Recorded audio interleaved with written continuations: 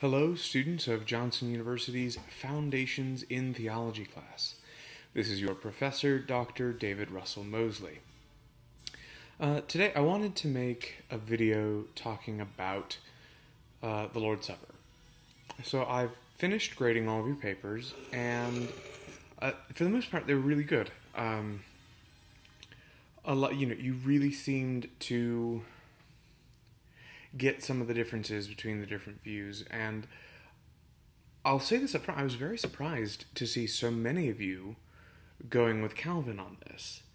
And not because I think Calvin is like the boogeyman and is always wrong, because I don't think that. I think Calvin was wrong about a lot of things, but not necessarily about everything.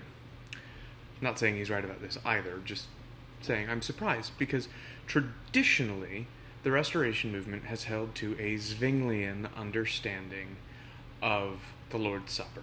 That is, traditionally, if you look through, say, old texts and documents from the Restoration movement, we are traditionally a memorialist tradition. And so it's heartening, I think, because I think personally, and if you disagree with me, that's absolutely fine, but I personally think Zwingli is wrong.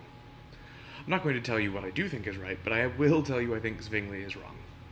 Okay, that out of the way, what I really wanted to focus on were the views of transubstantiation and consubstantiation. And I just want to try and explain what the differences are between the two and what's going on in them, what they're actually saying. For instance, a lot of you really lighted on the fact that Luther was trying to take seriously the phrase, "this is my body." And that's very true. In fact, when the different Protestant groups that were forming at around the same time decided to get together to see if they could be one united church in the way that the Roman Church was one united church, one of the key things that kept them from uniting was the Lord's Supper. And Luther, the night before the debate about the Lord's Supper, apparently went into the room where they were going to have the debate, carved something on one of the tables, and put a tablecloth back over it. And when they come in the next day and he's arguing, saying that no, this is, no, it really is his body is really there somehow, and people are asking him, what is your proof? How can you say this? And he whips the tablecloth off of the table, and there, written in Latin, is "Hoc est corpus meum." This is my body. Which is what the Latin text of the New Testament would say. So you're all absolutely right. All of you who made that note that Luther was trying to take seriously the sentence, "this is my body." What none of you really seemed to pay attention to, however, was the fact that the Roman Catholic Church is also trying to take this very seriously. They are also trying to say, no, Jesus meant what he said. This is my body. Okay, so what's going on in transubstantiation? What's going on in consubstantiation? In order to talk about transubstantiation, we need to talk about Aristotelian philosophy. And here's where I'm going to go against, I think it was Gonzalez and Perez who were talking about that this was all just came down to Radbertus and the mysticism of his time and wanting to make the Lord's Supper more mystical.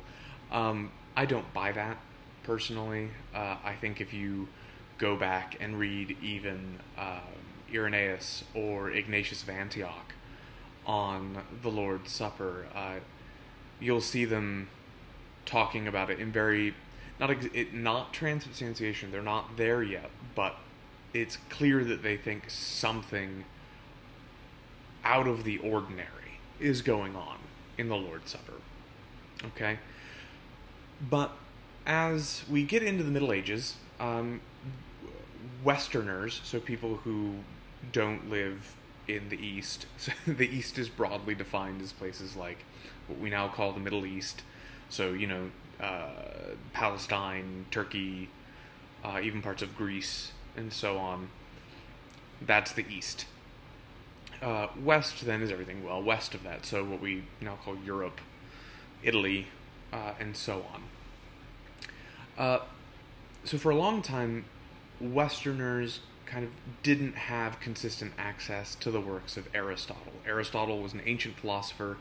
He was a contemporary of Plato's. They were both students of Socrates. So we lost access to Aristotle's works, kind of. People who had access to them still, however, were the Arabs and the Turks, namely the Muslims at the time. So, we've got the whole Islamic invasion and stuff. There's a bunch of history that goes on there, but basically what's important for this discussion to know is that they had the works of Aristotle, and they were translating them from Greek into Arabic.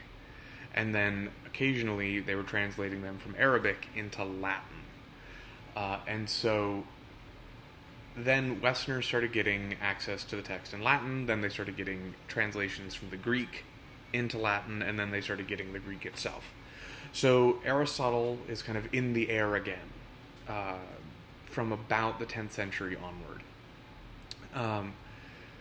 People like Thomas Aquinas then are using this newly found works of Aristotle and trying to baptize it, trying to Christianize it, trying to make it work both with the already more or less accepted aspects of Neoplatonism, and of course, Hebrew wisdom.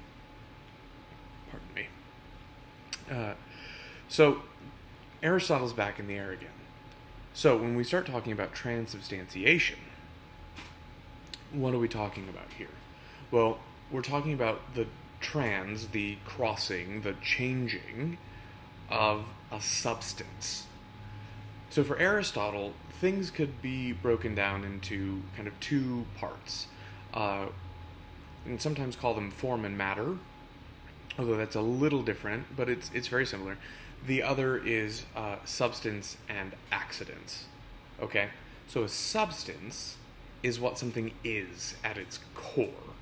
It's the essence of that thing. It's, if it didn't have whatever qualities are necessary to its essence, it wouldn't be what it is anymore. If I were an ape instead of a human, I wouldn't be a human, I'd be an ape. It's that kind of thing. It's that core, the core to it. But then there can be things that modify a substance, that change it, but not substantially. They don't make it not what it is. They just they modify it the way an adjective can modify a verb or a noun. And if I say, that was dinner, and then I say, that was a good dinner, I haven't changed the substance of the dinner. It's still dinner, but now I've modified it. I said it was good, because it could have been a bad dinner, but it still would have been dinner. Does that make sense? Of course, you can't answer me, so I don't know. But I'm going to drink some tea. I'm a little hyper at the moment. So, we have substance and we have accidents. Now, what transubstantiation says is that when the priest consecrates the elements, that is, the bread and the wine, and it is at consecration. Maybe at one point it was on reception, but it quickly developed to the moment it was consecrated. The substance of the elements, what they were, changed. That's why we have transubstantiation. The substance has been transformed. And what has it been transformed into? It's been transformed into the body and blood of Christ. Okay? Now, yes, it's true that later things came up where, if you receive it in one kind, you're still receiving all of Christ. You're not receiving just the blood or just the flesh. There's a lot of complicated history behind why that even took place. I'm not going to get into that. I'm just trying to explain what is supposed to be going on in transubstantiation. So the priest consecrates the bread and the wine, and it is transformed into the body and blood of Christ. And so basically what happens then is it's only the substance that changes. The accidents don't change. That's how we can have, that's how it can still smell, taste, look, feel like bread and wine, but is in reality, the body and blood of Christ. Okay? So that's what's going on in transubstantiation. And that's why communion is so important for Roman Catholics. Now, some of you mentioned something about how the miracle isn't communing with Christ. It's, that what's special, what's beautiful about Eucharist isn't communing with Christ. It's the transformation of the elements.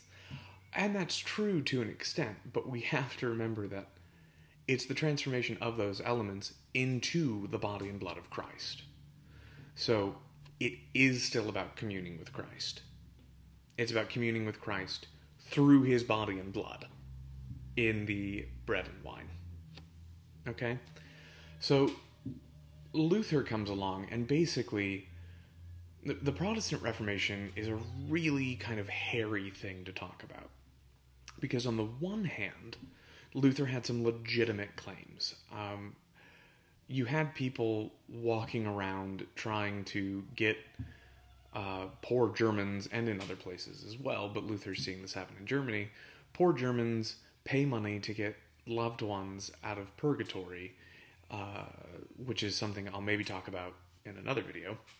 Trying to get them to get loved ones out of purgatory in order to, and so to give money for this, but the money was going to building a church in Rome. So basically, the selling of indulgences, it's a legitimate issue.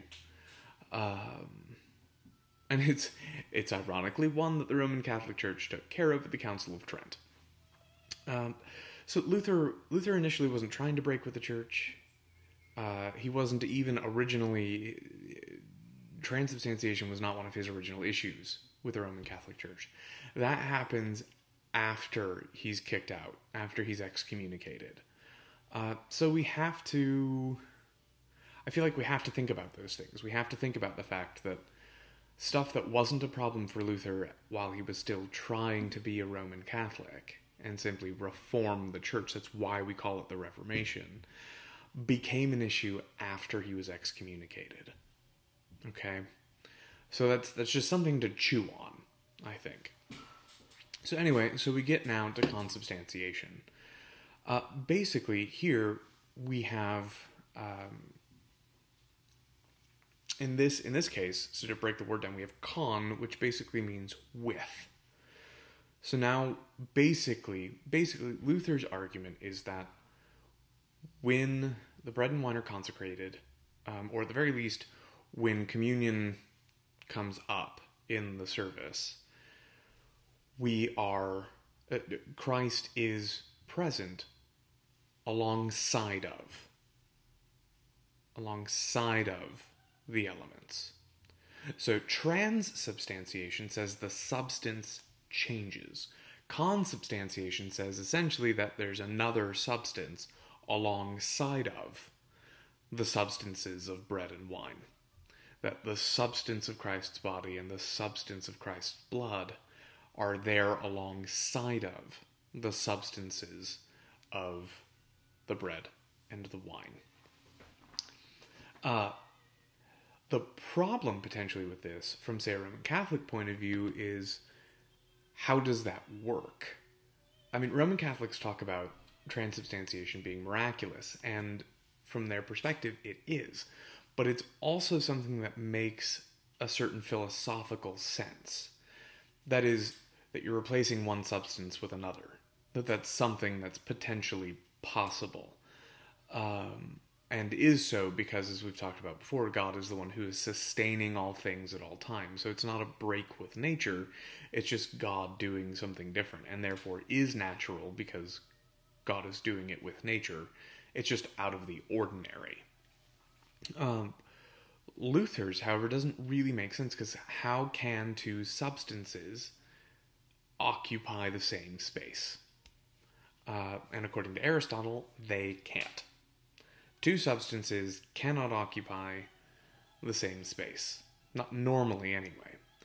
Now, one potential way to argue through this is to talk about the incarnation itself, where you have the substance of Christ's human... You have Christ's human substance and Christ's divine substance, and they coexist with one another. So you could potentially make that argument, and I think it would be a good argument to make, but it's still a potentially problematic one.